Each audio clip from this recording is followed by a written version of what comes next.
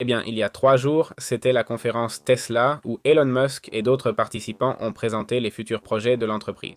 Concernant Tesla Optimus, on a appris hier que ces robots sont désormais réels, sans câble, et qu'ils circulent déjà au siège d'ingénierie 24h24, retournant se recharger seuls. Elon Musk l'a expliqué depuis son bureau, et l'ambition est énorme.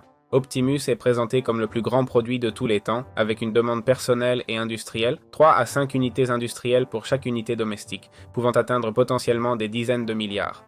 L'accent a été mis sur la sécurité et un avenir souhaitable. Le plan de production prévoit une première ligne d'1 million d'unités à Fremont, puis 10 millions par an pour atteindre ultérieurement 100 millions annuellement.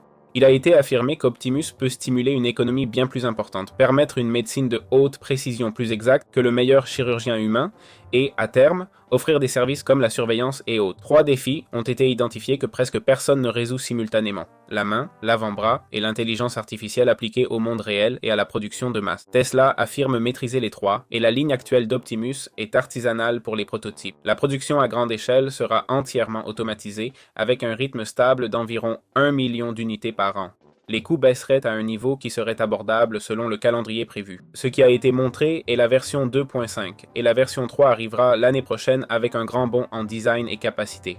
La version 4 entre en production en 2027 et la version 5 en 2028.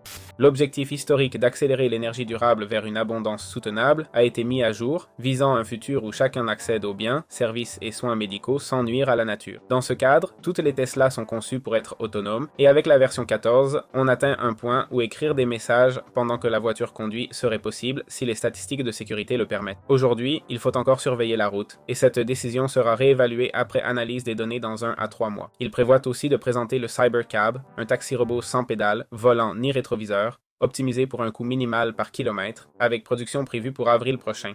La méthode de fabrication s'apparente davantage à l'électronique grand public qu'à l'industrie automobile traditionnelle. En plus, il progresse également un peu dans le développement de puces d'intelligence artificielle.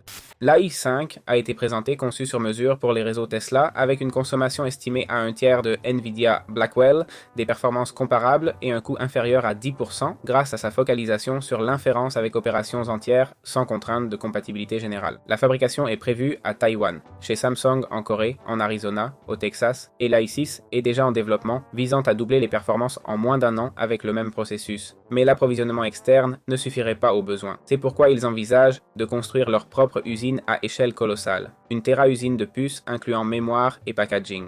Il a été souligné que les puces et l'énergie constituent les principaux goulots d'étranglement. Différents modèles S3, X, Sigla et le Cybertruck ont aussi été présentés avec une mise en avant de sa résistance et autres caractéristiques. Plusieurs objectifs ont été fixés, affirmant qu'après avoir atteint une fiabilité supérieure à l'humain en conduite autonome, il faut accélérer la production avec un objectif de croissance d'environ 50% d'ici fin d'année prochaine, pour un rythme annualisé de 2,6 à 2,7 millions de véhicules. Concernant le coût par kilomètre, il semble possible de descendre sous 0,20 dans les conditions actuelles avec beaucoup d'efforts.